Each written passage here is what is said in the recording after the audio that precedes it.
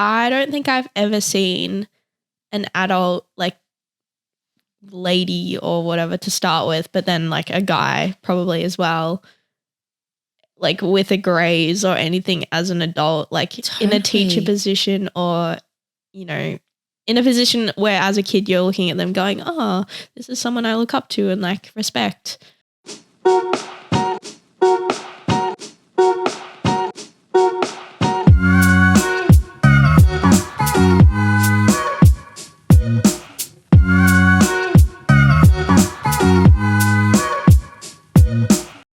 Okay, elevator pitch, go. Oh, Introduce who you are, what you do. I'm not good at these. What sports you like. Oh, I'm shocking. Okay. I get name? Other people to do it for me usually because I just stand there. I'm like, hi. Okay. My name is Abi Burgess. I'm 24 years old. I don't know if that's relevant. I think that's good for people to know. What else? I like fun sports. Yeah. So I like mountain biking. I ski. I have ridden motorbikes before. We do it like once a year, but I can ride them. I try and stay pretty fit just to do all the other sports, not because I enjoy being fit. I like doing the sports, so I have to be fit. Yeah. I play piano and violin, not very well anymore because I don't practice enough. And I work full time at Rip Curl, and I also run my own little brand called Schusser Threads, and I make like start to finish, so design, pattern, sew, sell, all of it, marketing, you name it, I do it. Like hiking and outdoor gear. Yeah, you do. So yeah. Yeah, so sick.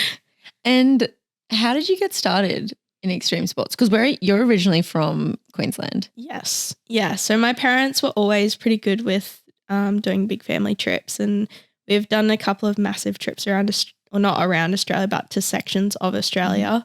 Never been to WA or Tasmania, so they're definitely on my list. But yeah, I know. We have this conversation every time, and I feel like I've had this conversation with so many people. Yeah. I'm like, you haven't been to Tassie? I like, know. what? It's bad. It's not I should have been by now. Oh my God. Actually, if you go, you're probably going to move there. Yeah, that's the problem. Everywhere I go, that's nice. I'm like, well, I guess it's just kicked somewhere else off the top of the list for places I don't want to live. Yeah, so they kind of, I guess, set the stage for getting into more extreme sports, and they've never, you know, really shied away from getting us to do other sports just for fitness. Like I did gymnastics and speed skating when I was a kid, which was amazing. Yeah, from that just gained a real appreciation for nature, and especially in Australia, there's so many unique places. And when I got into uni, so I did a fashion design degree at RMIT in Melbourne and moved when I started that to Melbourne.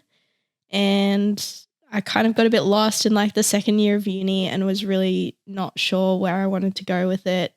Started looking into doing landscape architecture. I didn't know that. Did you? Yeah. I can so see that. Yeah, it was going to be like an extra 5 years of uni though, and I'd already done 2, and I was, no. Could have become a doctor. Yeah, well, I think that's like 8, but one off. Yeah. So yeah, I ended up staying in fashion because I was like, I don't want to do 5 more years of uni to be fully qualified. Mm-hmm. And then went on an exchange to Canada in my 3rd year of uni, which was really good, and sort of started to figure out that I really liked technical clothing and functional clothing. And by that point, I'd sort of done 1 day skiing in 2nd year of uni with a friend. And I'd always ridden bikes as kids.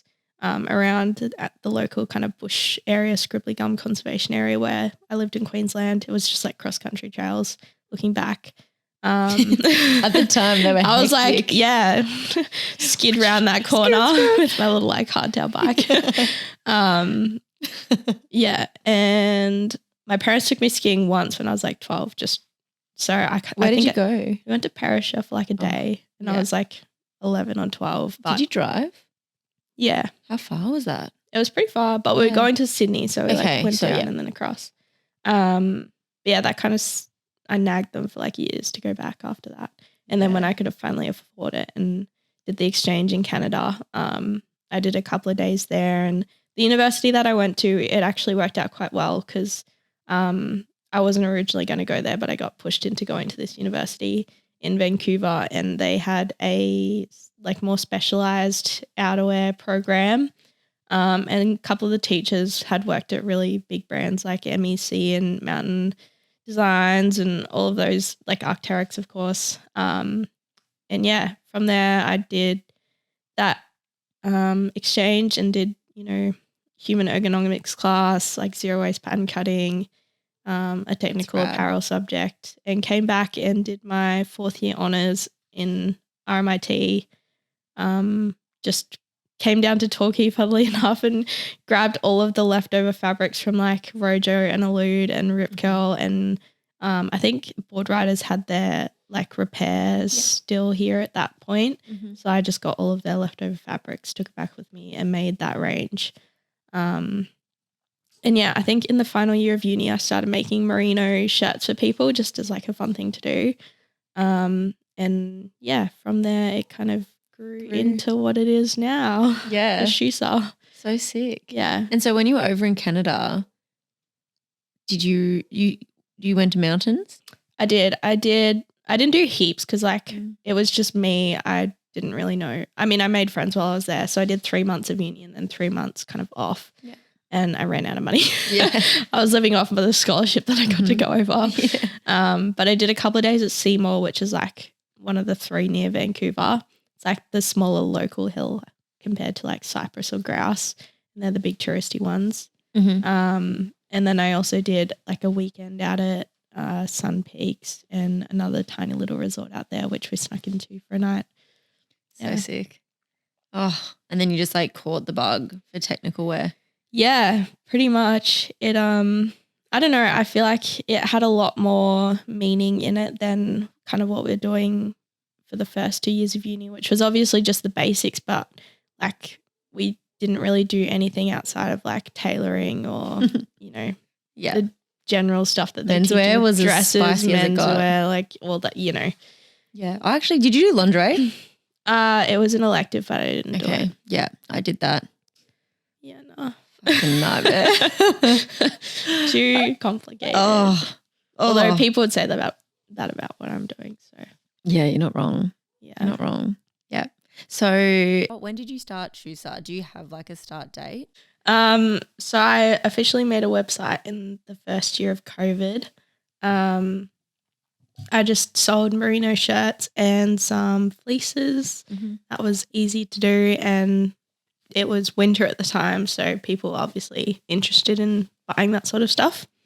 And from there, it's just become like my creative outlet, and I love doing it, and I love offering people a locally made product, and just having that offering for people to buy. Totally. And I think like I know it's something you're really passionate about as well.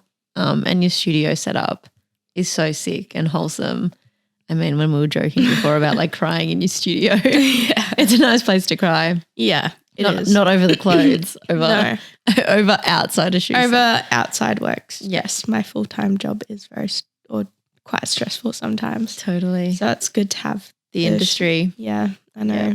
I've done it to myself. My parents did warn me. Yeah. I mean, everyone warned me before I got into it as well. And even though I'm like mostly out of it now, I still sometimes I'm like, oh. And looking back, I'm just like, oh.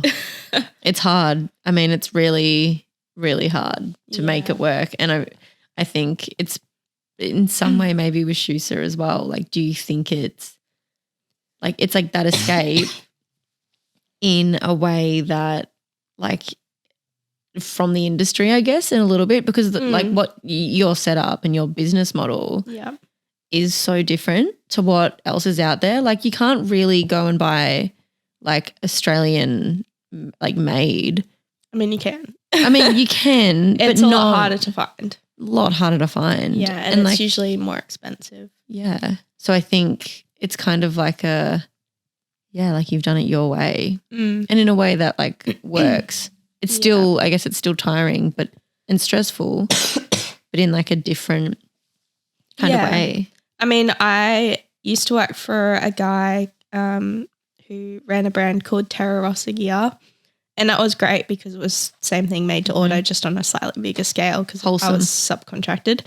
But yeah, I sort of moved into the job at Rip Curl, which was an opportunity that I didn't want to, pass over. Yeah. With the sort of thought that I knew I wasn't going to love all of it because I've always loved like the more smaller, locally manufactured side of things. Yeah. And seeing things produced on such a large scale kind of is a bit, I don't know, it's depressing. So different. It is. Like I remember, and it's different, yeah. Yeah. I remember when I started my first job and I was like, holy shit. It's like all just done from a computer and like this is like all you send off to like manufacturers and it just like comes back made and then you make like comments like and then you send it off and then you get another sample and it's like whoa, it's pretty crazy. And especially because like in my studies too, like you learned to sew everything, you learned to pattern make, like there's so much that you learn and then you get into the industry and I'm like, oh, I learned nothing at uni. Yeah. Or it's quite a shock. And I mean, I assume it's like that in other industries, but I feel like so many people go through fashion school, as did I, I think that was me. That was me. Like so many people go through and it's like this, I mean, like when you do fashion, it's like this shiny carrot, right? And you're like, oh, it's this like awesome world. But it's like you walk in behind the scenes and it's a freaking dogfight. It's like, holy shit. Yeah. It's insane. It is. When I explain to people, it's so cutthroat because your product, it has to be perfect. It has to be well priced. It has to look good. It has to suit a certain stereotype. You have to market it perfectly. There are so many things that you have to hit in order to like gain that one customer. Yeah. And then if it doesn't last as long as they want or a cooler brand comes through or it's like you've lost that customer. Yeah. And like so many things have to be aligned. And I think, I mean, you look at the industry and you look behind the scenes and it's like, it's kind of the same. It's like, I think, it's like that dogfight behind the scenes. It's like you as an like employee have to be like you're replaceable. Kind of thing. It is interesting because obviously Rip Curl has been around for a long time and they have their like loyal customer base. Totally. So there are a lot of things that like they just won't change, but then there are the like more fast fashion focused styles that they do. Yeah. So there is some innovation there and they're trying to like, they have their areas that they want to work on. Obviously they're really good at wetsuits. Totally. But they're trying to like push more into mountain wear and stuff like that, which I'm like, hello, right here. I love the mountains and the wear. Yeah. So we'll see. I'd love to like move into that because obviously I'm not doing that at the moment. I mean, it would make a lot of sense, right? Yeah. And just with their bringing everything back into Torquay headquarters, which they globalized like 5 years ago. I've only been working for them for like just under a year. But just having like all the design in one place and making sure that it's all cohesive and things aren't being designed in other regions around the world where they don't know what's happening in Australia. So, yeah. And I guess you are like, I mean, you're working with like one of the biggest brands, like surf brands, and it's such a such a contrast, I'll say, to what Schusser is compared to like Rippy. It's like you're learning, you're both ends. It's kind of like not even like relevant to one another. No. Because it's so different. Yeah. Different market. That's what I like. Like Schusser kind of keeps me a bit grounded in that because it is so small and I'm like just interacting with customers. It's just me making their clothes and them emailing me. And I like that. It just makes it a bit more personal and you can do small customizations and Like if I go out and want to go skiing and I'm like, I'm going to take some stickers with me, and they actually get to meet me and I'll give them the stickers. Oh, it's so wholesome. Like customers love it. Yeah. I love behind the scenes stuff and like seeing who the person is and knowing that I'm like contributing. Like I remember this top, it's like made in Sydney and it's by a girl that studied fashion. I know she sewed it. It's Japanese fabric, but it's like her heart and soul went into it, right? It's like, it's just magic. And you feel so like, whenever I get anything like that, I'm like scared to wash it. I'm like, oh, it's so precious. Yeah. You know? Oh, me too. So it's like the energy like lives on, I feel, as you wear it as well. Yeah. I guess people watching, and if they've known anything about my brand, are probably going to be like, you're not like very personable. And I'm like not very good at it on social media. And I've been told people want to see more of me on social media. That's why you're doing I'm a trying. podcast. I'm just not a very I'm pretty introverted, so I don't show my face all that often. I prefer to work behind the scenes, but I'm trying. You're trying. I'm doing it. Yeah. I mean, when you're sewing all the stuff, I just forget and developing, to do take photos or make reels or whatever. Totally. Yeah. But everyone loves a reel. But I mean, what's reels without a jacket? I've drafted so many and then saved them as drafts, and then they kind of just disappear into the Instagram ether, and I never see them again. I'm like, cool, that was an hour of my life that I'll never get back. Now I have to redo it. There's something about making a reel that I really love. It's like a creative outlet as well. And it's you can make my reels for me. Okay. I hate it. I'll come make your reels. Yeah. When they start turning real shit, everyone will be like, it's tiny. Well, it's not even that. It's just because I have a business account on Instagram. I don't know if anyone can tell me what the deal is with music, whether it's just the rights or something. So it doesn't. Yeah, it doesn't. You can't use your own music unless you've recorded the video with the music kind of running in the background. Or edited it on another platform and then just uploaded it to Instagram. Yeah. Because the music choices are trash. Yeah, that's really frustrating. I get that. Yeah. I mean, I've made a couple reels at this point. I should be making a lot more, but every time I say should, I should. You will write a list. I will write a list. Put on your I want to write a list behind the cameras. Yeah. So Schusser, it's your creative, it's your outlet. It's a big part of your life. Yeah, it has become a big part of my life. But so is skiing. So they kind of go hand in hand, right? Yeah. I like to be able to use and develop products that I would use, and I can see a potential gap in the market for. Totally. I think there's a massive gap that Schusser fills just nicely. Yeah. And so bikes. How did you get into bikes? Well,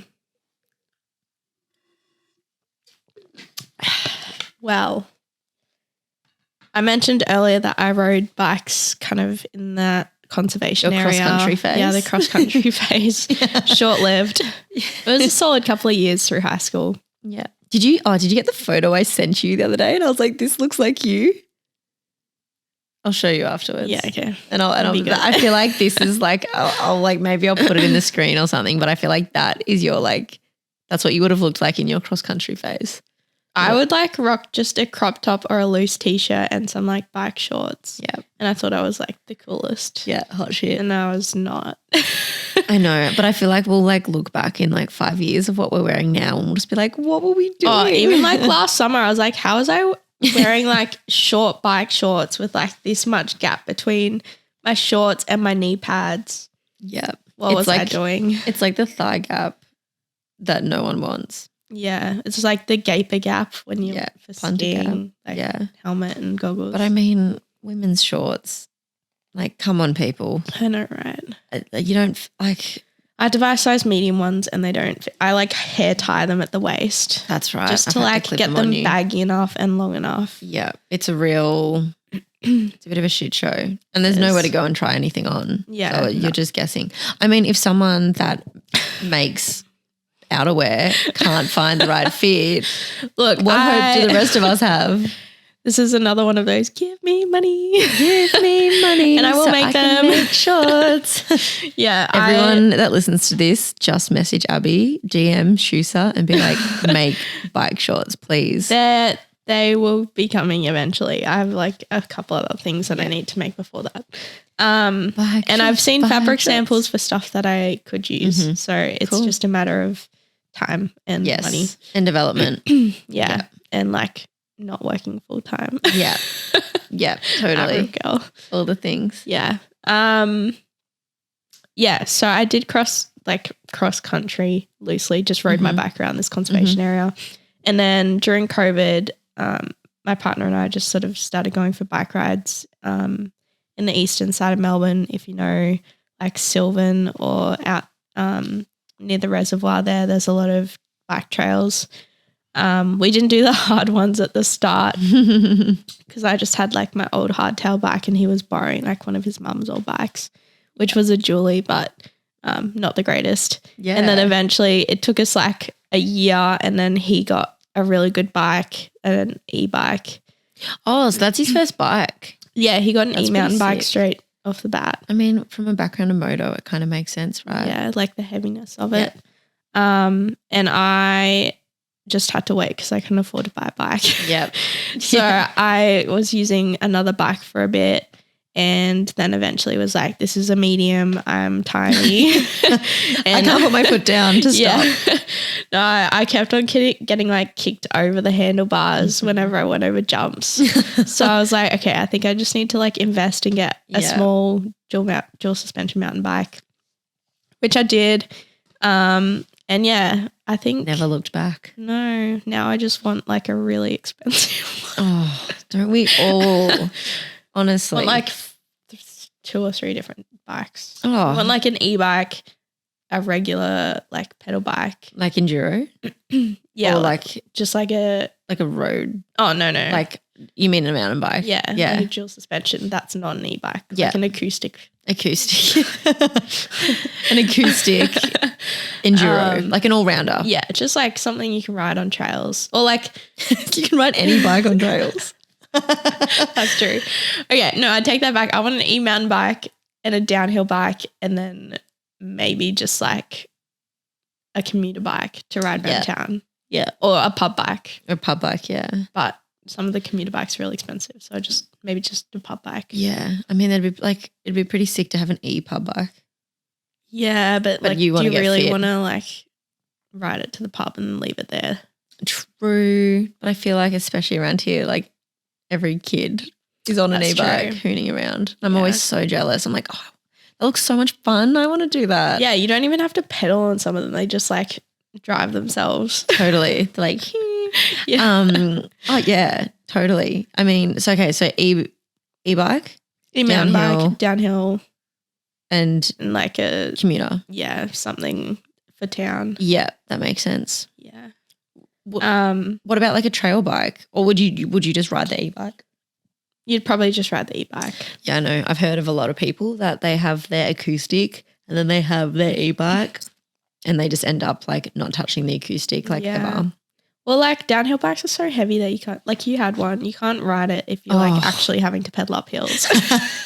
I mean, you could, no. But I mean, I used to just push it up everywhere. Yeah. Because like you can really only use it if you're getting shuttled. Yeah. And they were so slow, like on anything that wasn't down. Yeah. Like, I mean, it's like, it was a really good bike to learn on because it was so plush that I could hit things. So it was like good for my confidence. But couldn't join friends on trail rides. So I got a lot of FOMO and kind of missed out in the same breath as well. Yeah. But yeah, my dream would be like downhill. Like my bike now, I love it. Kind of. I mean, we've had this conversation a million times. It's like, I just don't think the geometry is quite right for me. But I feel like if I had like a downhill bike and then I had an enduro, like a trail enduro, which is what I have now, it would like, the bike would be good because I wouldn't take it on shuttle days because it is great on single track around here and like forest and stuff. And then a dirt jumper. Yeah. I would love a dirt jumper because me love the jumps. You do love Abby is like a tech queen. Not really. And I'm like, hey, wait up. I don't want to go down there. I just like going down really bumpy things really fast. Yeah, that is you. I just like going over big bumps with my wheels off the ground. Yeah, I'm a bit scared of that still. Yeah, but I'm scared of tech. It's so funny. It's not that scary. Sure. Like you get to the bottom and you're like, I'm so glad I'm alive right now. That was fun. Let's do it again. Oh, I'm like, I'll do like my one tech run and I'll be like, oh, that's me done. Yeah. That'll improve my riding a little bit. But then you go back to like the flow trails, jump tracks and you're like, this is so easy and your speed picks up and stuff. Nice on the hands. Nice on the hands. Don't get like your hands don't vibrate like for the rest of the day. Yeah, so true. Yeah. Yeah, so I've been riding bikes probably for like 2 and maybe 3 years. Yeah. Yeah. I'm not amazing. But you love it. Means, but I love it. Yeah. I think that's important. Yeah. Because but I mean we're all striving to get better, right? Yeah. Even my new textbook. Yeah. I just got a new textbook. I did like a bike course. Mountain bike textbook. Oh. It's so good. It's like it's like the perfect amount knowledge, nerd talk, bit of banter. Yeah. Like I love a textbook. This is probably why I like bikes because I am a little bit of a nerd and I do love a nerd. Mm-hmm. And yeah, the book is fantastic. And I can't remember like what I was talking about. My memory's completely evaded me. What were we talking about? About bikes? Like how I got into bikes. No, like why did I bring up the textbook? I don't remember. Oh, anyway, the textbook is fab. Yeah. And it has like how to do everything in it. And I can't remember why. Oh yeah, it spoke about how no matter how good you are, you're always striving to get better. You're always striving to get into that flow state, no matter what, because trails change, conditions change, bikes change. And there's always someone better than you. Yeah. I think that's kind of how I've done a lot of stuff in the last sort of 2 years bike riding is because I've been riding with my partner and his a lot of people in his family are into it and they're all very good because they grew up riding motorbikes. Mm-hmm. Goes hand in hand. It does, like just, throwing your bike around and learning how to control in the air. Or just like being on two wheels. Yeah. Like I remember for me, I was like, yeah. And they're all super good and that's sort of given me made me get better, not because I've been thinking about, how do I do this better and how do I do this better? It's like if you can't keep up, then I don't get invited. Totally. And I wouldn't get invited, but they'd be like, oh my goodness, you're so slow. Totally. But do you reckon they actually would? I mean, it's one of those things that I feel that feeling is so I feel it all the time when I ride with a bunch of dudes who are when you're not keeping up and you're and you get anxious and all you can think about is trying to push yourself and get faster. Well, even now it's I feel bad because I'm always the last, I always let everybody else go first. And that Luke is always you're getting so much faster. There's less of a gap between whoever's riding before me and then me. And I think that, I don't know, I guess it is I want to get better. I want to get faster, but I also now want to get better at the technical stuff just to be able to ride like they can because obviously it's sort of just been ingrained in them to have those technical skills from motorbike riding. Totally. And it's even just little things like looking ahead, for example. That's something that, I always forget. And we'll be on our second run and I'll be like, oh, I have to look ahead. That's important. Yeah. It's little skills that people pick up when they're young, when they're introduced to a sport. And that correlates to all sports. It crosses over really well. So when you naturally get on a bike from motorbiking, you do just pick it up because there are certain small techniques that we may have to learn that they have ingrained the muscle memory. It's fear factor as well. If you've grown up throwing your body around in the air. So true. Or going over 50 k's an hour without being in a car or something like that. You're just going to be used to it. Whereas I did trampolining, but I was always a bit wary of being in the air and never got that good. And then speed skating was great because that was fast, but then there was no jumps or anything. Yeah. So I've probably always just been drawn a little bit more to just the tech stuff because of that. It's just fast and there's no like air time. Yeah. Or very little. Yeah, which is kind of ironic, right? Because you did gymnastics. Yeah. Where we're very similar people. Fashion, gymnastics, like we grew up sporty, that kind of stuff. And we both love bikes and the snow and all the other things. We live in Torquay. Yeah. And we've kind of followed each other around a little bit with like work-wise. We're kind of like incestuous in that breath, which is kind of cool. Anyway, which is funny because a lot of like, I feel like I'm more comfortable on jumps than like most people. Like I picked it up quite easily because of my gymnastics and I did diving. Yeah. Like I guess for me that in-air skills kind of worked for me, and that's what the part of gymnastics that I loved. Did you like beam? Because I did trampolining, we only ever did like tumbling. Okay, yeah, so you didn't do like vault. I don't even know what kind of gymnastics that is. It's literally just like jumping on the trampoline and doing flips. But like I never really got that good, and I think I had a couple of times where I landed pretty bad and like almost broke bones. And so that kind of stuck with you. Yeah, my air awareness has never really gotten that good. Yeah, but and it stays in the body too. Like it's crazy that there's like moments from childhood, even for me with surfing and things have stayed with me. Like I'm not super confident in the water just from having scary moments at the beach, I guess. Yeah. But like it's funny that sometimes like it doesn't come naturally and then it doesn't correlate across. It's weird though because like now that I've only been skiing for like probably 3 or 4 years as well. Really? Yeah. Oh, I thought you'd been skiing way longer. No. That's pretty rad.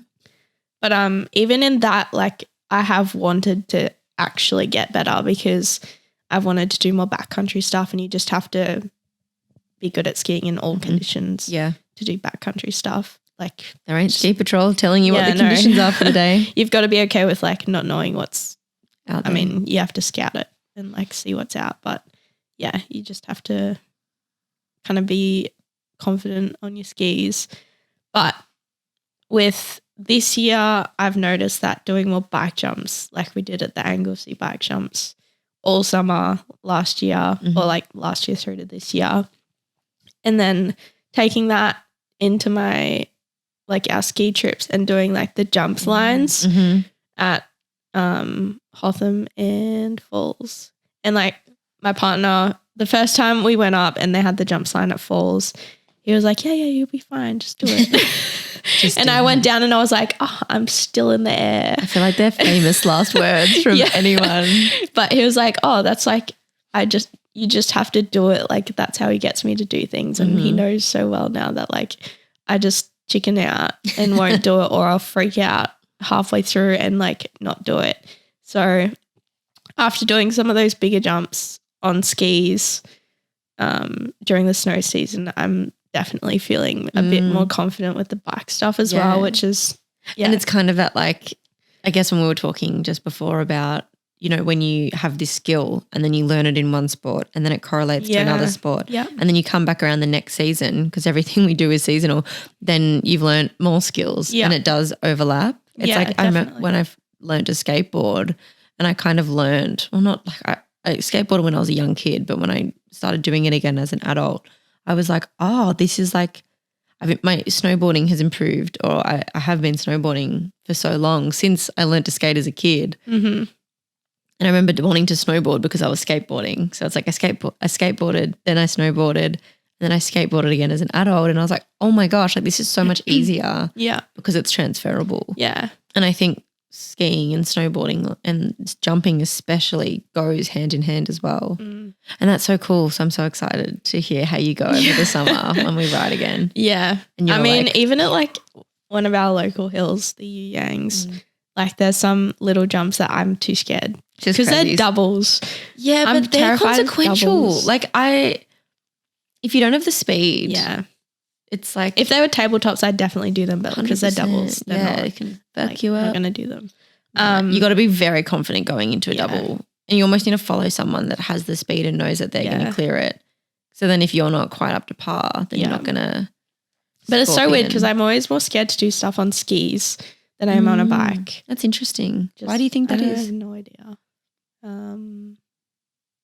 False sense of security because you're wearing a helmet and like, I mean, I wear a helmet skiing, but like you've got full face plus knee pads, elbow pads. Yeah. Everything. You're not wrong.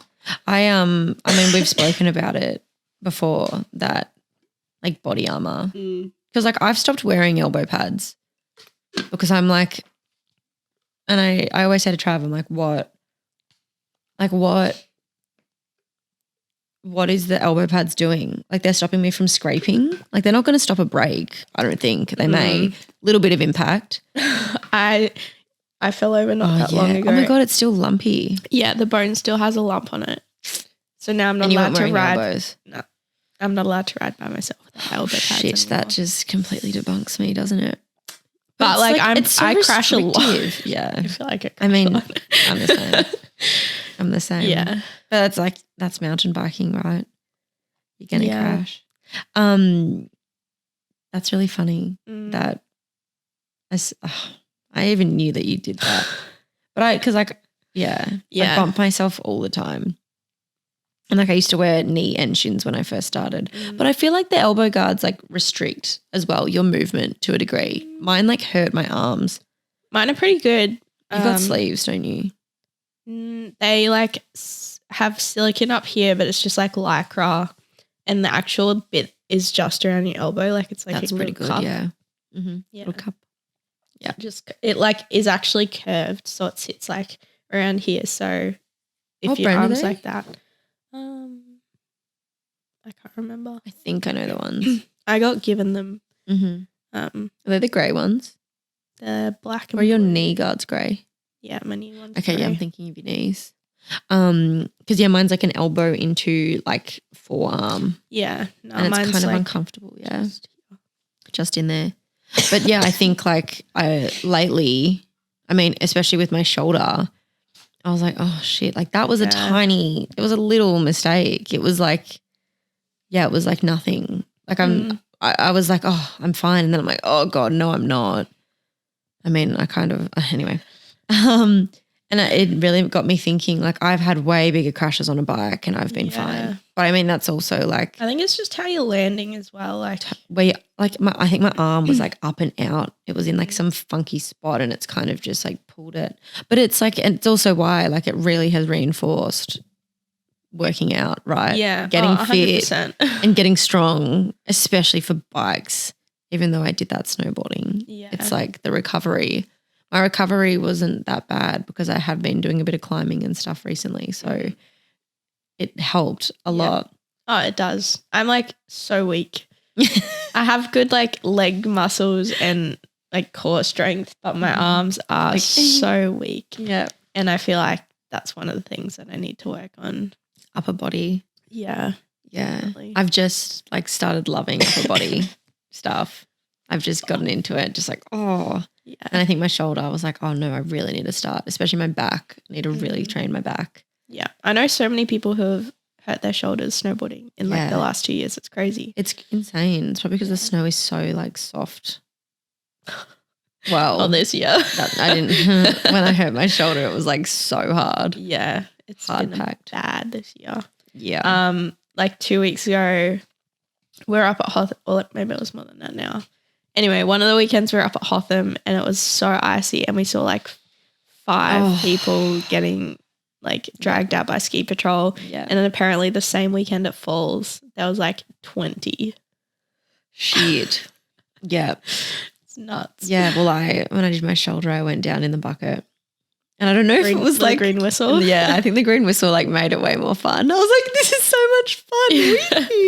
Like I just want to be like sign up for like ski patrol on their training days. I just get carted around in like a bucket. Sick. It was really fun. But it also I was like, oh, I'm not very in control here. And I'm just sliding down a hill and I'm like injured. I'm like, oh. I don't think I've ever seen anyone like just rogue in one of the little trolleys, like sliding down by themselves. Could you imagine? Well, you know how they like strap them on the back of chairs sometimes? Yeah. Could you imagine if it like dropped? Oh, that'd be so scary. And then it's like, that said, I thought it'd be really fun. You know how they have the helicopter that goes from like Falls to Hotham? Yeah. If you sat in like, or lay down in the, like the cage at the bottom where they have everyone on skis and snowboards. Oh my God, that'd be terrifying. Like imagine if you were hurt and you like they woke up you in the cage. You're in the cage and you're just like, oh my goodness, I'm so high you want the green whistle. Yeah. Be so fun though. Oh yeah, totally it would be. Even just like hanging from a helicopter. Yeah. That kind of stuff. I love it. Apparently it's not that expensive as like the Falls to Hotham? Yeah. What, like if you get like the cage seat? I'll give you $50 if you put me in the cage. Yeah. No, like if you're a passenger, I don't know. That's what I've heard. Bad. Don't quote me on that. That's not bad. But it's like it was so I remember when I went to Hotham, I didn't hear it at Falls last time I went, but last time I was at Hotham, it was like constant. It was so loud. They might do sightseeing stuff as well. I don't know. Yeah, it was just like constant. And I was like, oh my gosh, like what is this like helicopter just hovering around the whole time? It was kind of annoying. Yeah. Oh, it was so bad at the Backcountry Festival last year. Like there was no parking at Hotham and we parked in this one spot and we're like, oh, this will be fine. And there was a massive full drive and we didn't realize it was parked in front of the like wind sock thing that they use to like see if there's wind, and it was the helicopter pad. And my boss at the time got a call and was like, you need to move your car ASAP. And he was like, oh, that's not my car. It's like my car, Abby's car. And so I'd accidentally parked in the like helicopter pad.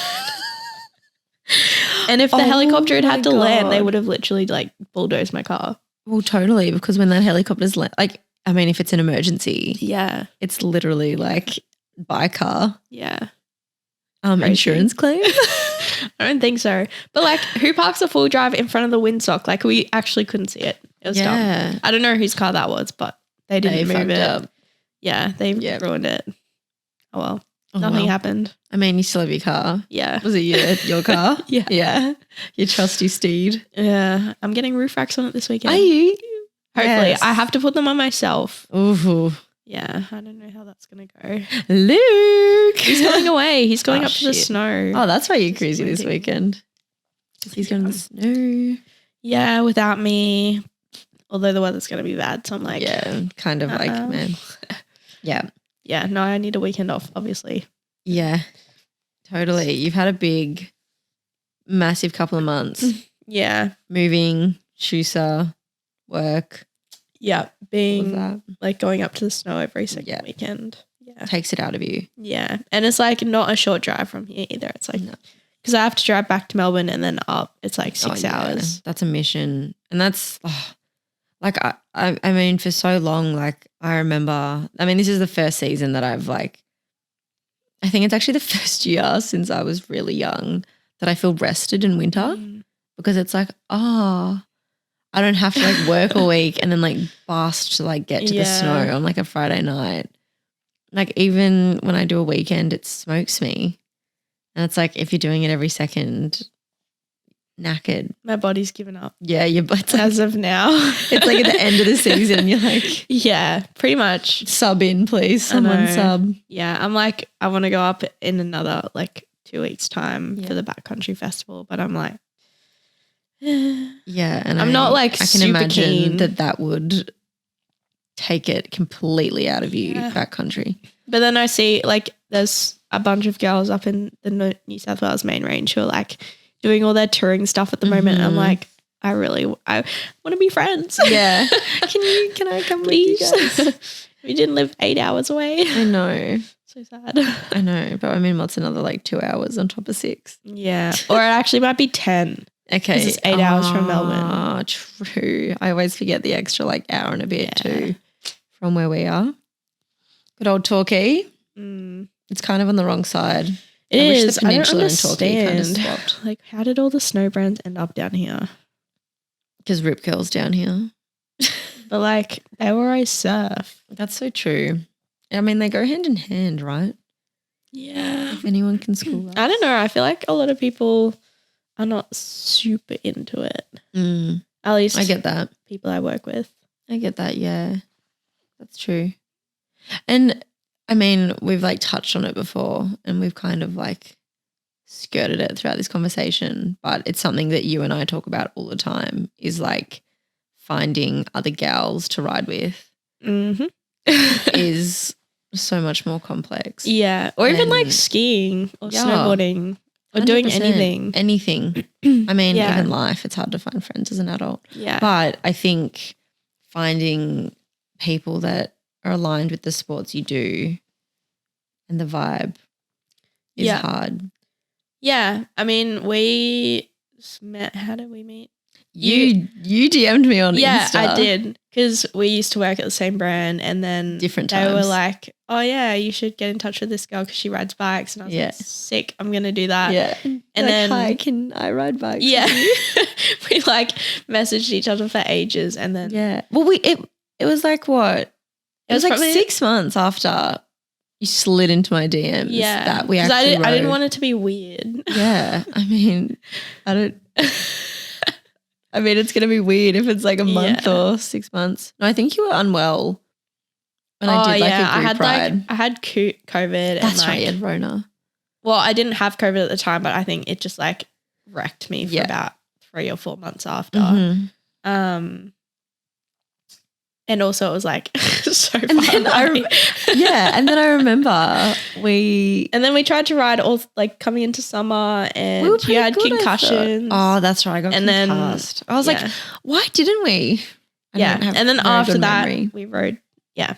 That's right. Yeah, it took me a little while to get back on the horse. And then we just met up at the bike park. Yeah, we rode for like a week all through summer. Yeah. Like once a week all through summer. That was so good. Yeah. And now we're besties. Bike besties. Yeah. So good. I mean, and everything else. Yeah. I feel like a lot of people I've met, there's another girl or two girls who I've skied with, and I've just met both of them through social media. Yeah. You're the queen of sliding into people's DMs. I don't know. I'm kind of awkward in real life, so it's a bit easier for me. Yeah, I get that. Where I'm the opposite. I'm not great at like spelling and spell check and grammar and stuff, so don't make the most amount of sense online. Yeah. But I mean, might not make that much sense when I'm speaking, but I feel like I'm like, hi, like, you know. No, it's good. I've slid into another girl's DMs. Mm-hmm. She lives up in Bright. She's like a really good bike rider, and I really want to hang out with her. I think I remember you telling me about this. But it's just so hard because like everybody has their established friend groups or like groups of people that they ride with or do, you know, whatever they do with. Mm-hmm. And it's also just hard gauging like people's abilities as well. And like I'm all for taking someone for a ride, like just us two, but I also don't want to bring someone on a ride if it's like with my partner or his friends and they're like going to be super slow, and then I get like not told off, but they're like, why did you bring them? Totally. And it's so hard because it's like you can't really gauge. Yeah. Yeah. And I feel like there's a couple of Facebook groups getting around, but again, like they do group rides, but it's really hard to gauge. Totally. I've got another friend who I ride bikes with, and I met her through a friend who like rides bikes a little bit. And then we just kind of hit it off and like wanted to ride all the time.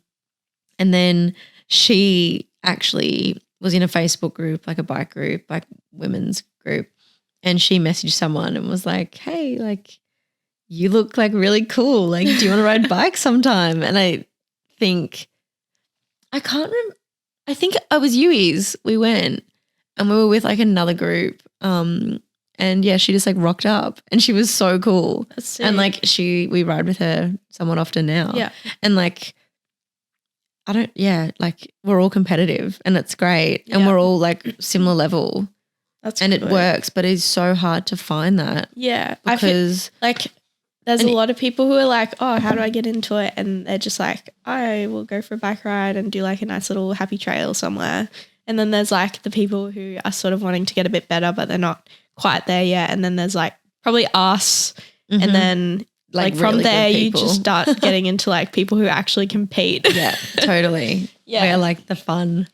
Well, I mean, you want to race. I'm not super keen on it. I don't have the money to do it, but I'm also like, I wouldn't mind doing it maybe once. Totally. I'd love to give it a shot.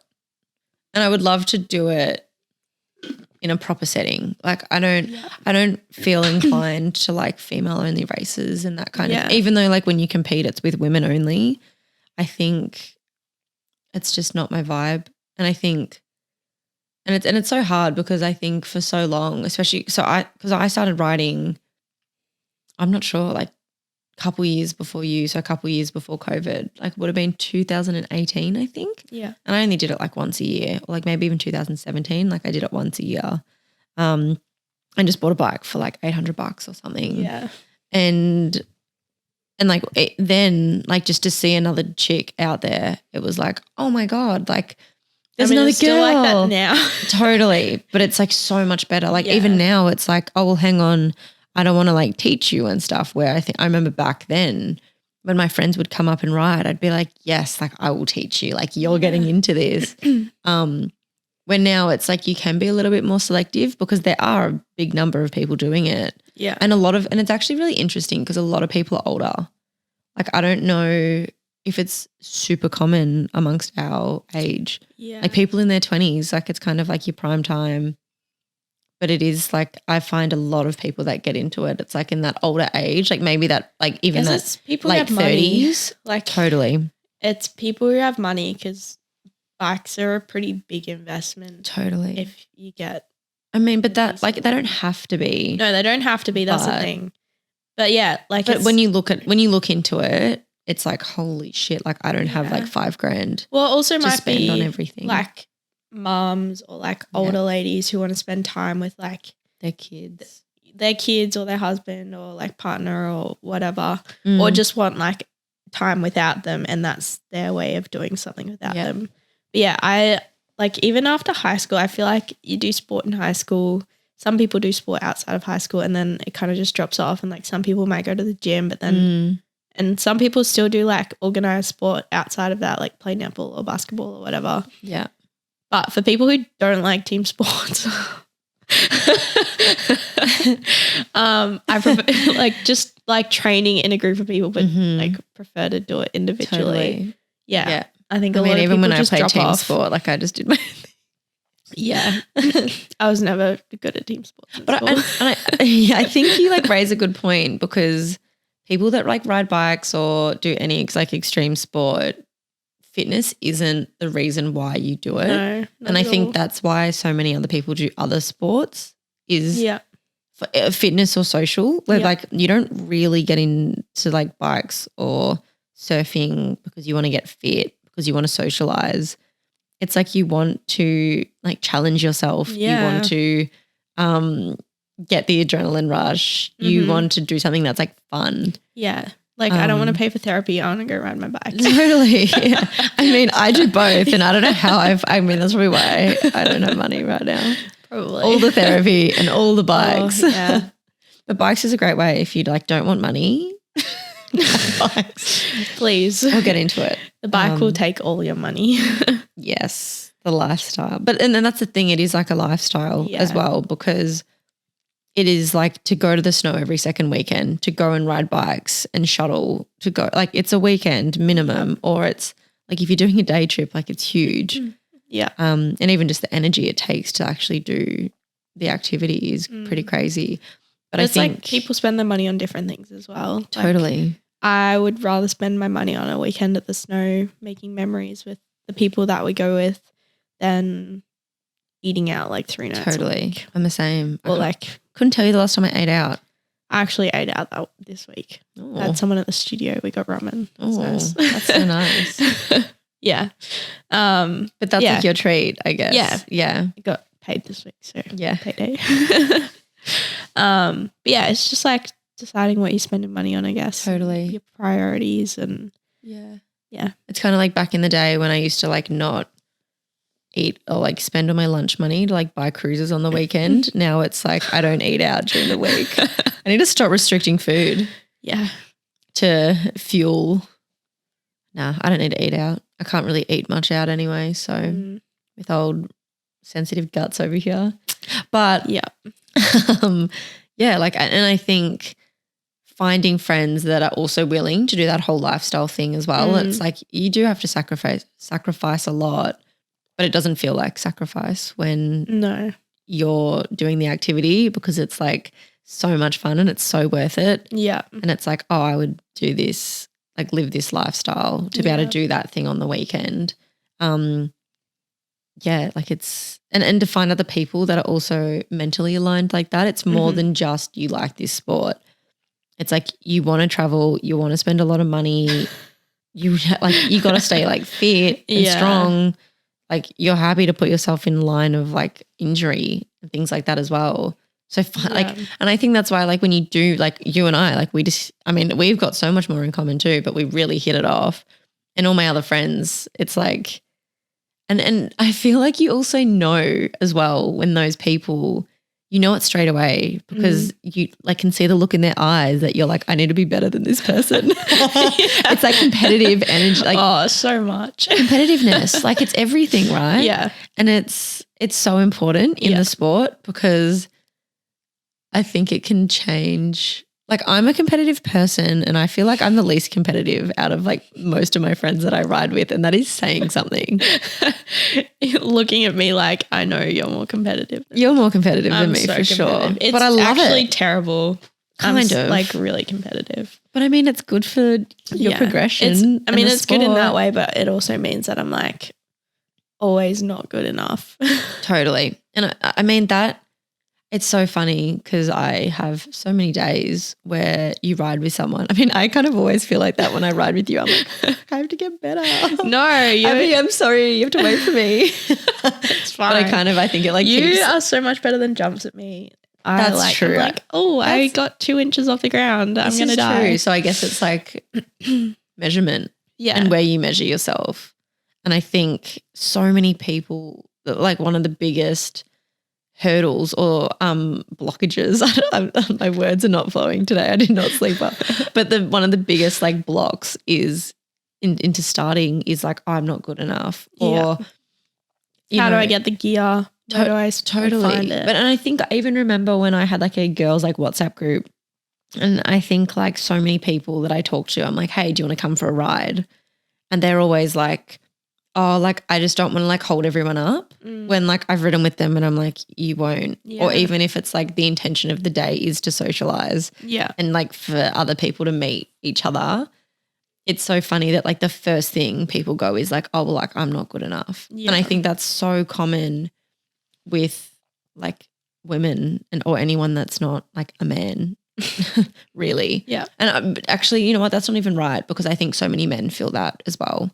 But maybe they just don't talk about it and express it as well. I think it's a massive part of extreme sports actually. Yeah. Is not feeling good enough to ride with a certain person or a certain group. Yeah. Because you often think that like you're not good enough. Yeah. Until you're actually riding and you do something sick and you're like, yeah, I got this. Yeah. Like once you get into that flow state. It's even like I went for a ride with someone from work and it was nice. It was a bit of a social ride and like I showed her a couple of the tracks around Anglesey and she'd ridden there before, but there was a couple that she hadn't.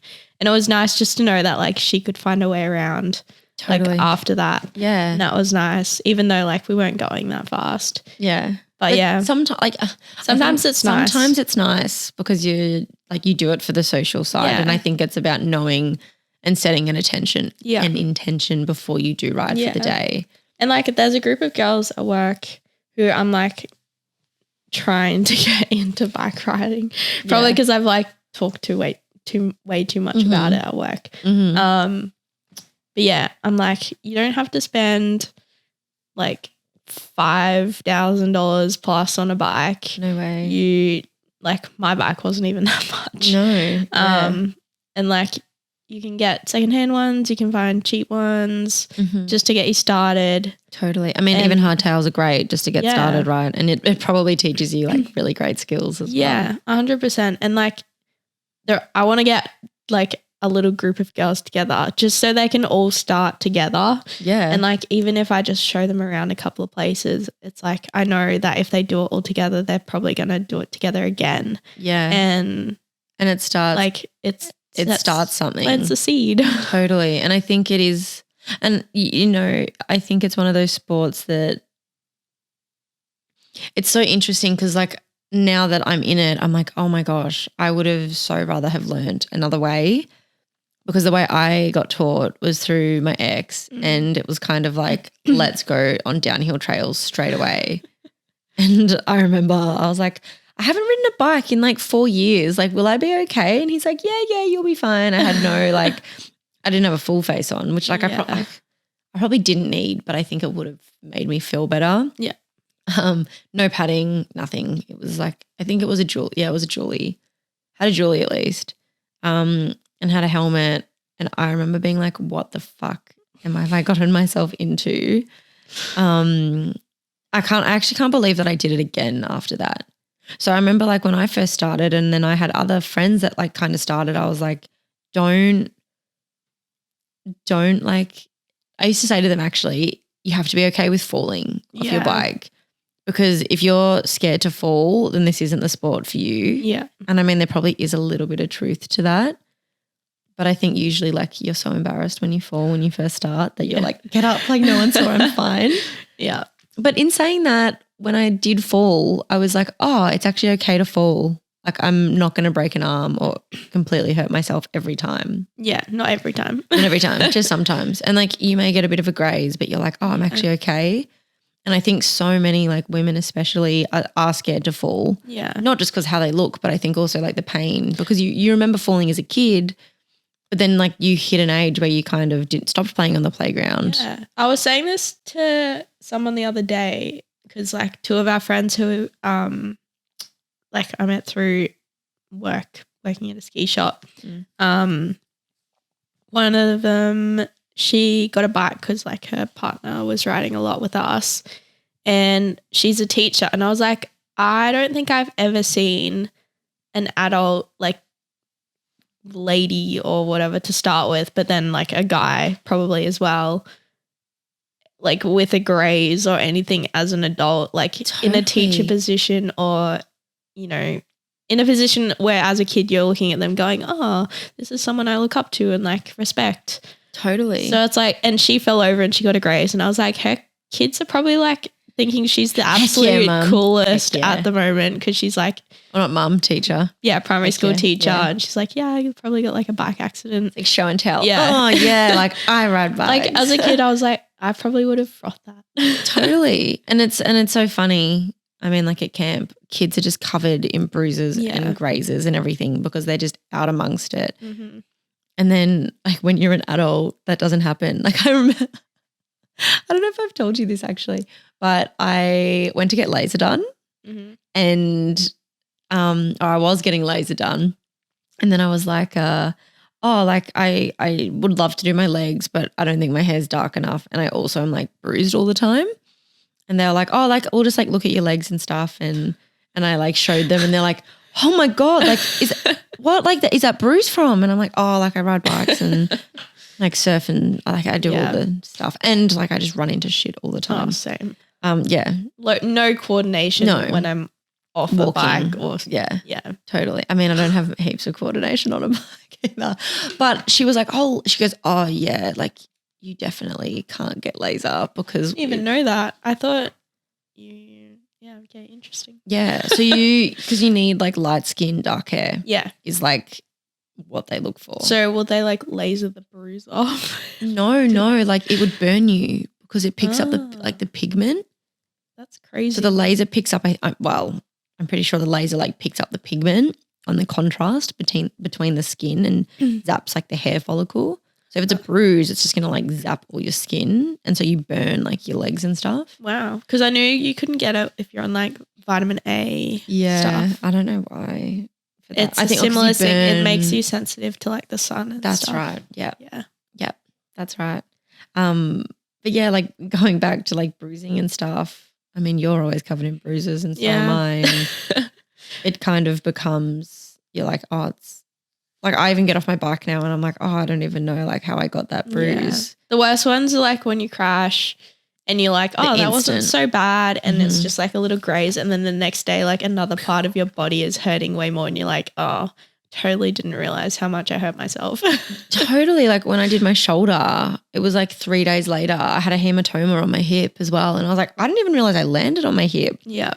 And it's crazy. And like hematomas, oh my gosh. like in summer when I'm in a bikini, it's not a look because it's also when you ride bikes. And I'm like so white. Like, if you can't tell, I have not seen the sun for like since a long February. Time. Yeah. And like bruises, it's not a good look. Pop up. Nah. Yeah. And I had like hematomas because we were riding Tassie, and where else did I get them? Oh, I was just like riding a lot of bikes and just crashing a lot. And I just had them like down my thighs, and my health wasn't the best either at the time, and that they weren't clearing. And so I just had to like massage them every night to get them going. Like I just had these like dark spots like on my thighs. That lasted crazy. Like a year, like longer, which is crazy. Yeah, I just went through a stage where I was just having mad stacks and just not recovering very well. Luke's parents call me Stacks sometimes. Stacks, yeah. Yeah. I stack a lot. Yes. I mean, yeah, it's part of progressing, I guess. Yeah. But you have to learn how to fall properly. Yes. I think that's a big one. That is a big one. So going back to like sliding into people's DMs, I think that is a fantastic way. If anyone's like wanting to find someone, look for someone on social media. Yeah. If they're rad, like just slide into their DMs. Yeah. Because it's like it's highly likely that like they're also looking. And like, I mean, when you messaged me, I was like, yes. The girl up in Bright that I messaged, it hasn't quite worked out. Yeah. And she's like way better than us. Yeah. So I feel like she'd be way ahead. Yeah. And totally. I'd feel bad. I mean, if you're living up at Bright, it'd be so sick. Oh yeah. You'd progress a lot. For sure. I forgot what I was going to say. That's all right. We might be able to loop around to it. Oh yeah, sliding into people's DMs. Yeah. Yeah, I feel like people in the bike community are way more like nice and 100%. They want to do stuff with you. Skiing, it's like hit and miss. I feel like that's like can be cliquey. Like the mountain people just have their little friend group. Fair enough. They've like grown up with them, or like they're just the locals. Yeah. Yeah, doing seasons, it's like really hard to break in if you want to do that. Yeah. I will say Bridie, like Tough Tits Bridie, she's super nice and I wish I could hang out with her more, but yeah, she's been super great and I'm so glad she made that page because it's just a good little community of people to have. Yeah. Shout out to Bridie, Tough Tits. Yeah, she's really awesome. Yeah. And she's like always down for a chat, which is great. Yeah. Bike people are not scary. No, yeah. Nowhere near as scary as ski people. I feel like ski people can be a little bit pretentious sometimes. Mm-hmm. I've always struggled to make friends at the snow. Yeah. But I think just a different demographic. Like, totally. And I think like something else that I think like you and I, and something that I kind of want to do with this like podcast, right, is bringing more awareness to like you don't have to party to make friends. And I think like you and I don't party. Like we are not heaps. Not heaps. Like occasionally. Yeah. Occasionally I'll have like a soft drink. But it's a pop top. Oh, that's a big night. That'll send me off. I'll not be feeling good the next day. One of the red ones. Oh God. The good Lord, that would send me loopy. But I think bikes, I mean, there is still that like party scene, but a lot of people that do it at this stage, and that might like as it grows and gets bigger, maybe like the snow, that may change. But I do find that like it's not so much around the party where I feel like the snow it very much is. It does go hand in hand more so. I mean, I think the people who are doing seasons like and are just there only for the season for sure. The locals are like just, you know, much nicer. Yeah. And then like I mean they live in the mountains like all year. And then like there's obviously all the rich people who go do their ski holidays and we hate them. Yeah. But then like the backcountry crowd and like the people who are there to do all that sort of stuff, they're usually really accommodating and nice. And totally. And I guess I haven't like done backcountry. I haven't done it at like much at all either. But it's something that you found this new little like subgroup. Yeah. That's, like, from my old job working for Terra Rossa, Evan's done like mountaineering and stuff and everybody who he knows is very much, or a lot of people are into that. So yeah, it's something that I'd like to do more of. Mm-hmm. And did you get into that through Evan? Yeah. That's cool. Yeah. Like when I started working for him, it was like in December of the year that I finished uni. And yeah, he sort of opened up that side of things. Like I just wanted to sew, and I was a machinist for him doing like adventure gear. So I was building like sleeping bags and helping him with bivvies and a couple of little bike bags here and there. And I did a couple of anoraks for him. Sick. But yeah, that's like his niches. He does bikepacking and ultralight camping equipment, and it's all Australian made. So from his knowledge in that industry and like, you know, ultralight stuff you need for high alpine and mountaineering things. He's the guy. And yeah, he just knows so much and passed on a lot of that enthusiasm to me, which has been awesome. That's so cool. Yeah. Yeah, it's so rad to have. I mean, what we were talking about before, right? It's so rad when you do meet that person or someone that like isn't a partner or your family showing you the ropes as well. And they're like, look at this world. Yeah. Like it's so cool. Yeah, he's been really good for business stuff as well. Yeah. Just because he's running it. He was running it in like a little warehouse out in an industrial estate, but has moved into Fairfield in the city. Yeah. That's cool. Yeah. And how do you have all your own backcountry gear? I'm slowly but surely getting it all. Yeah. So that's expensive, isn't it? It is. I was really lucky. I used to work at a ski shop, so I've gotten a lot of stuff at a discount, which I feel like a lot of people love. Yeah. Once you work at one of those shops, or like you know someone who can get stuff for you, you will struggle to pay full price for anything ever again. I know. You're going to be like, can I please have 40% off? Hello. I mean, you always feel so bad, but it's like you don't feel as bad as paying full price. Yeah. It's like, well, I mean, it's really hard, right? Because working in fashion, you know how much shit how much it costs to make. You know, and you're the margins. Like, come on, guys. Yeah. Give me a little bit here. Like if it was a small brand, sure, I'm happy to pay full price because I know that money's going straight back into the business. But any of the big brands that are like marking it up to wholesale and then marking it up to sell in a store, like again. Yeah, totally. Yeah, not paying full price for that. No. So yeah, I've been lucky in that aspect. But yeah, there's a couple of things like I don't have a beacon yet, and they're like, you know, up to about $500. Yeah, I'm pretty sure Trev like just sold his not that long ago. Oh, damn it. I was a little bit older, but I think he sold it for like $200. Yeah, they're expensive. Yeah. And he never used it. Yeah. Well, I don't think. Like a sat phone would be nice, and I have not yet got like a 4-season tent, and they're all pretty big purchases that have been put on hold since like last year for the foreseeable future. Guys, buy Schusser Threads. I'm not even paying myself yet. Buy Schusser Threads. Baby. No. I know lots of lovely people who are like more than happy to let me borrow stuff. But yeah, eventually I'd love to like do an Abi course as well, because that's super important to know.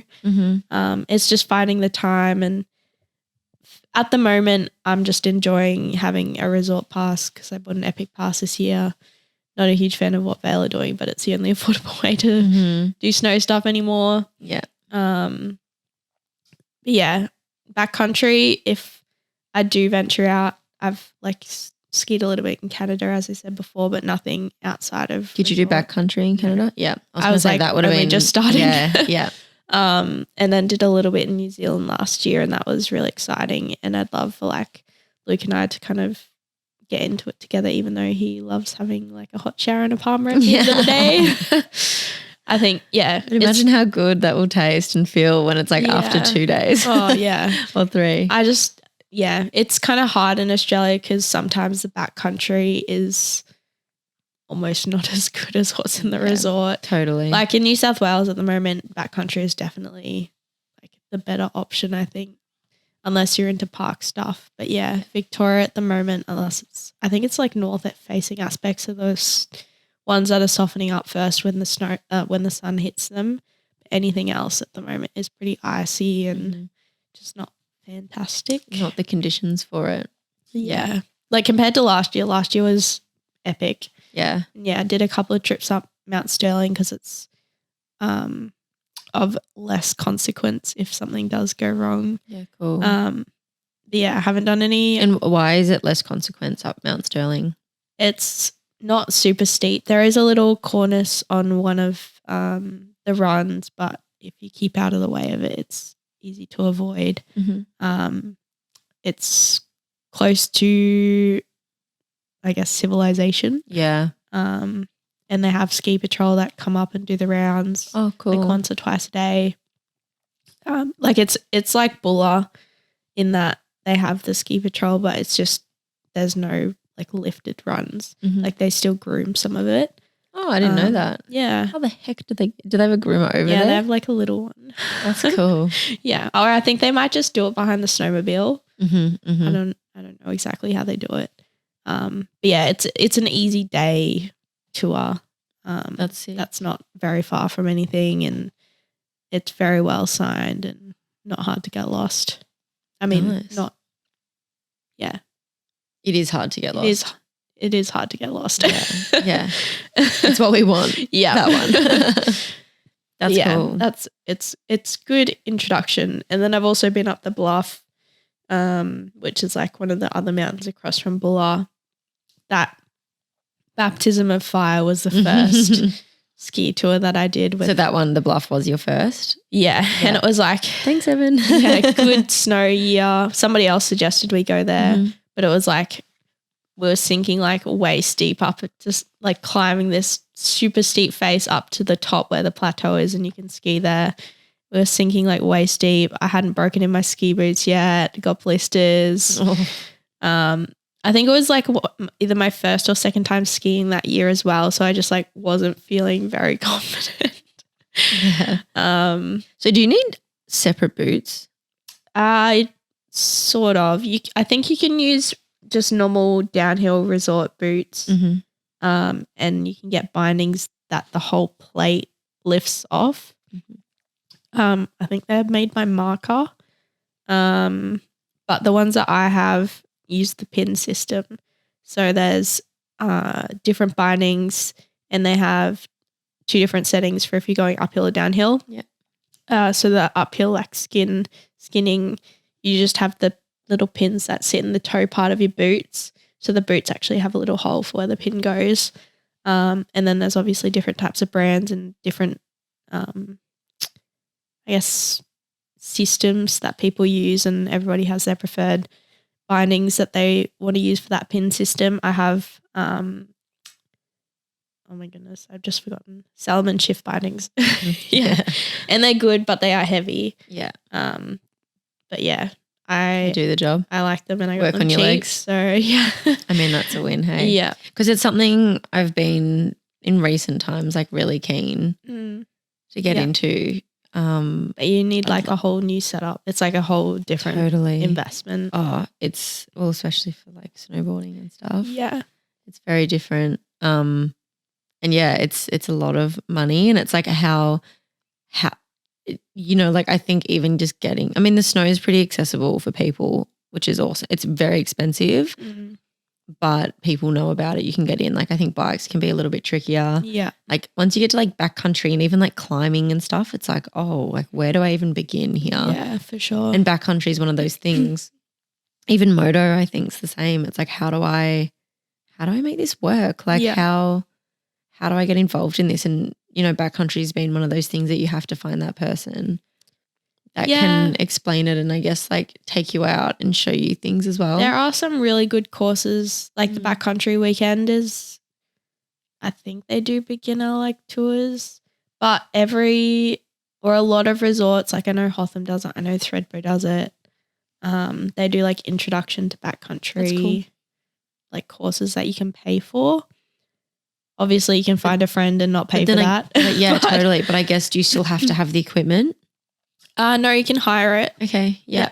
So tele skis are like the skis where you're basically running with your ankle or like heel loose the whole time.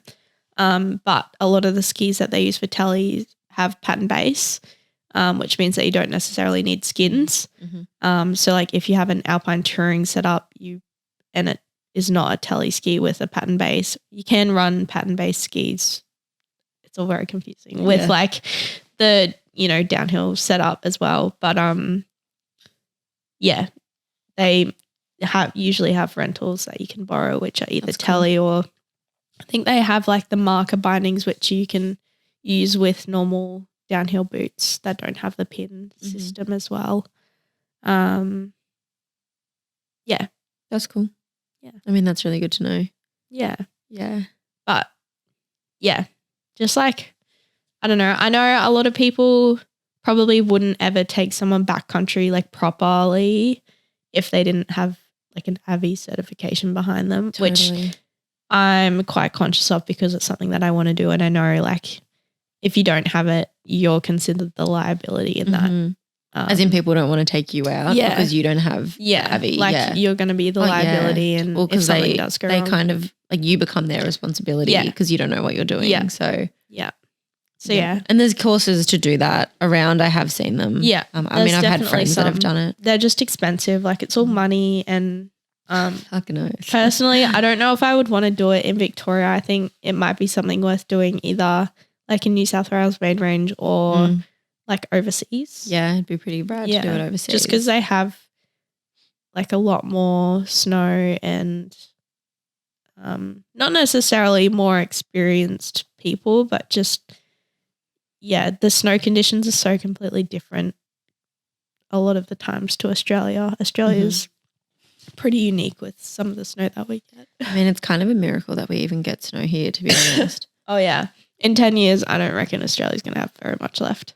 Nah, it's already, it's already like hectic. Well, it's been a bad snow year, but like I think it's just a trend in general. Totally. I mean, when you look at photos and you look at like the average snow report, like it shows that it is declining. Yeah. Which is pretty crazy. Something else that you touched on before, which was money and like extreme sports. Yeah. It's like it's such a big part of it. It's everything. It's like, how do you make money to do these sports, and how do you like? And it's because everything is money, and it's like and even to say try backcountry, it's like it's a huge investment. Like I can't imagine it being less than $500. Yeah, for like a course and maybe renting some stuff. Totally. And then it's also a bit hit and miss. Yeah. Like and conditions. I've done one like introduction to backcountry thing and I didn't really learn anything. Yeah. As in because you already knew that stuff. Yeah. It was more like this is the gear, like this is how you set up the skis, this is like how you skin up a track. Like it was just more of a like a little adventure day. It was and actually social like beginner. And, proper like beginner. Whereas I was like probably wanting something that's a bit more beginner to intermediate. Yeah, or just like high beginner. This is how you start reading like the layers in the snow, and this is how you might like look at a map and see the topography lines and go, okay, this is like maybe a good place that we could ski, or just like stuff that's a bit more like theory. Totally, I get that. Yeah. And it's it's a big part of it. What are you looking at? Oh. Did it just turn off? It just turned off. Lovely. That's okay. I've still got, I think, the other two going, which is fine. It is almost 3 o'clock. So before we wrap up, is there anything about Schusser that you want people to know? Or anything that's coming up? Or small brands in general. Just like look for a small brand if you like their stuff. I know sometimes or a lot of the time it is more expensive than if you go to like H&M or Zara, but you're probably paying for someone's rent, like helping pay for it, or you're paying for someone to like keep doing what they love and stay sane, or develop something really cool and new. Like there's a couple of really cool things. Like I want to do a bib, and I'd love to do some mountain bike stuff like pants or shorts that fit properly. And I can't do that without people investment. Yeah, basically spending the money and buying stuff from me, which allows me to do it. And hopefully one day I'll be able to do it either part-time or full-time. But yeah, without people actually supporting it, or getting an investor, which is like a whole different ball game, or taking out a bank loan. It's not going to happen. So any and all support is welcome. And so what kind of product do you offer? Because it's, So I do merino tees. I do like more baggy, loose T-shirts and a long sleeve baggy, loose style T-shirt, I guess, as well. I do women's high neck, like kind of half turtleneck long sleeves. I had it on just before the interview, but it was too hot. Yeah. I was wearing one and then I got sweaty and took it off. So yeah, they're like specifically shaped for women. And what else? I do two. So I do like a plain black one and one called the twisty top, which has got lots of paneling. The twisty top. Yeah. It's dope. I offer the long sleeves in both 200 and 170 GSM, something if you want more as a thermal or something that just acts as like a long sleeve. I don't know. One's like more cross, like summer into winter. One's definitely more winter. 200 is a lot heavier. Yeah. What else do? I do a shell jacket for snow or hiking. It is pretty long, so as long as you're aware of that for hikers, if you like prefer a shorter jacket. It's kind of a hybrid jacket that I wanted to make that's definitely like it's kind of rated more for resorts, so it's like 11,000 mil waterproof and 8,000 breathability, so it's not super high, but it's enough for resorts if you're just doing like a couple of hours or a day, or you know, you can dry it out at the end of the day. I do have plans to get something that's a lot higher rated, and maybe I'll tweak a couple of the little bits and pieces on it to make it a bit more backcountry focused as far as like features. And I do some hiking shirts. So I do a long sleeve and a short sleeve collared hiking shirt. Which are beautiful. Yeah, I don't make enough of them. I wish I made more of them because they are really nice. They're a hemp and tencel blend. So if you're looking for a hiking shirt and you don't want to buy something that has synthetic materials like a polyester or anything in them, they're super comfy, and I wear them hiking as like a sun shirt. And yeah. Nice. That's good. And what about pants? Oh yeah, I do some zip off pants, the ironbark pants. They've got a lot of pockets. I do a high waist or like a high rise and a low rise. The high rise are definitely shaped more for women. They've got a lot more like room in the hips and the thighs. And then the low rise are a bit more straight, and then 3 different lengths, so short, regular, and long. I think they're called long or not tall. Yeah. And that's all your range, isn't it? Oh, you do balaclavas? Oh yeah, I do balaclavas as well. I keep forgetting. I've got just a neck tube and a balaclava. They're both offered in 170 and 200 if you're wanting something. And they're merino, aren't they? Yeah. All the merino is like Australian, grown in Australia on Australian sheep, awesome. Milled in Preston in Melbourne, if you know where that is.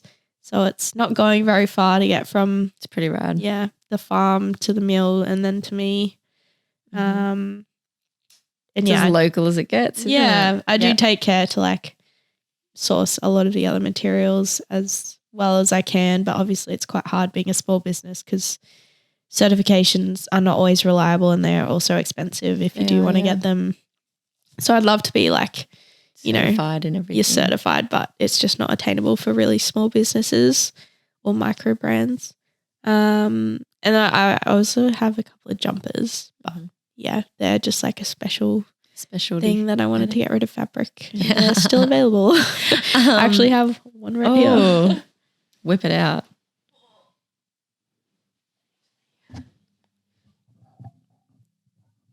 That's it. Just twist it around. Yeah. Yeah. I was going to put this on, but it's a bit hot. Yeah. It's like bamboo. Love it.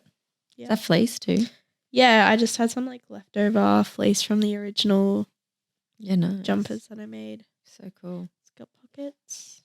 I mean, to get that manufactured on like a large scale, nightmare. The FOB would be through the roof. Through the roof. So that's why it's also good to support local, because when Abi's sewing it, you've got the time and the patience as well. And you have mentioned as well that you do make to order as well. So with sizing and things like that as well, you do want to look at expanding that range and things like that. Yeah, it's interesting. It's an interesting topic with sizing. I offer extra small to 2XL at the moment across pretty much everything. And I'd love to offer like bigger sizes, but there's interesting conversations to be had about like, especially going into plus size, whether you need to increase the price of stuff, which doesn't really seem fair, but you are using a lot more fabric, and then getting patterns done as well, because I'm doing all the pattern making myself at the moment. It is a lot more time, and the grading is different for bigger sizes. It's a lot of time for me to do that for, a product that I might sell one size of. Totally. And that's the thing. It's like if there was the demand there, or if there were more people buying it, then it's worth it. But for a small business like yourself, that even just doing a regular size run is crazy. It's a lot of pattern making. And also like you don't want inventory sitting there. As well, exactly, because it can get damaged. It's not advantageous to anyone. And like maybe one day I will have enough funds behind me to do like extra small to maybe 4XL or something like that. But it's at the moment I haven't had any requests for something above like a 2XL or a women's size 16. And if you do want that, then I'm more than happy to do something custom. Totally. At the moment, the size run that I've got pretty much covers all my bases, and there's definitely other brands out there that are doing great things with larger size runs. Totally. It's so cool to see. And I think, and that's it, like with small business, like if you don't see that thing, like reach out to them, because it's likely it's like an Abi or it's a one person. And, I can say this as being like seeing the behind the scenes of Schusser. You go above and beyond for every product. Like so much love goes into each and every one of those products that you put out there. You would hate for anyone to like not buy a product for something that you can tweak for them 100%. As well. Like if there's something that you see and you're like, I love this, but nobody offers it in my size, and it's something that I can get fabric for without the price being absolutely outrageous, then I'm more than happy to like have a chat and see what we can do. Yeah, that's awesome. Yeah, that's epic. And where can people find you? They can find me on Instagram at Schusser Threads or www.schusserthreads.com.au. I love that you put the www. online. Totally. I'll put it all up in the notes. Or you can, I think my personal account is private on Instagram. But is it? Yeah. You're a private gal. I don't want all those work colleagues stalking me. That's true. That is true. But you can definitely shoot me a message on Schusser Threads DMs, because it's you. It's just you, me. Baby. Like I get ads being like people trying to like not sell me stuff, but like photographers and stuff are like, just seen your brand, please let me speak to the manager. And I'm like, I am the manager. It's me. It's just me. It's like you come back, it's like a Zoom call and you come back in the frame with like a mustache on or like a different hat. Hello, I'm the manager. It's funny. No, it's just me. Shoot me a message. Even if you like just want to have a chat about stuff. If you want to go ride bikes and you think you're similar level or not. I get questions about like fabric, like people ask me where I get it from, if they need suggestions and they want to find something themselves, and I I'll give you a list or rad. Shoot you a message. Yeah. Well, thank you. It's been a pleasure talking in this sense. Yeah, so weird. I'm usually sitting beside you in the car driving somewhere. Or like I'm following you on the bike because I never lead. Abi, you go first. Unless it's into a jump. Yeah. That's the only time. Yeah. We need to snowboard or ski together soon. 100%. Maybe, I don't know if we'll get there this season. No, probably not. Maybe next year. I reckon I've got like 1 or 2 more weekends in me, but that's about it. It's crazy. Yep. Sad season. Yeah. Sad. Well, hopefully next year. For sure. Yep. Cool. See. Well, thank you. Thank you.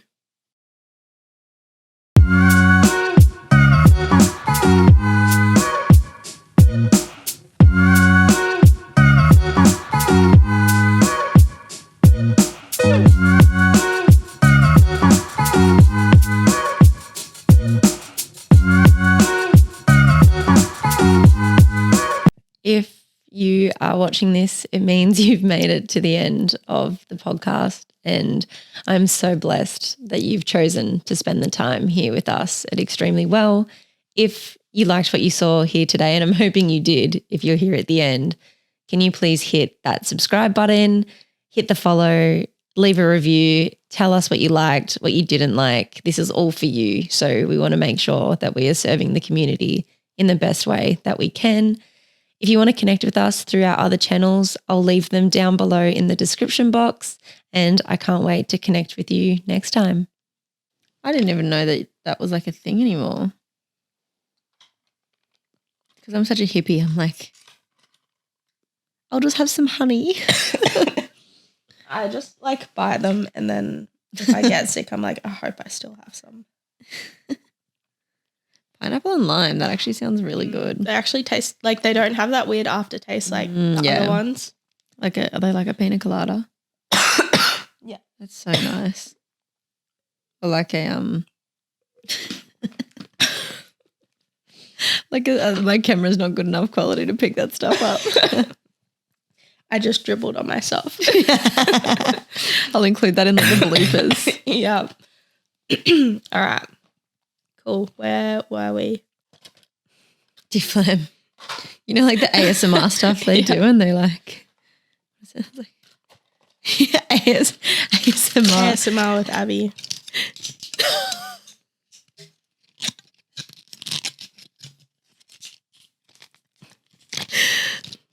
I don't want to open the last one. I know. Is that your last one? Yeah.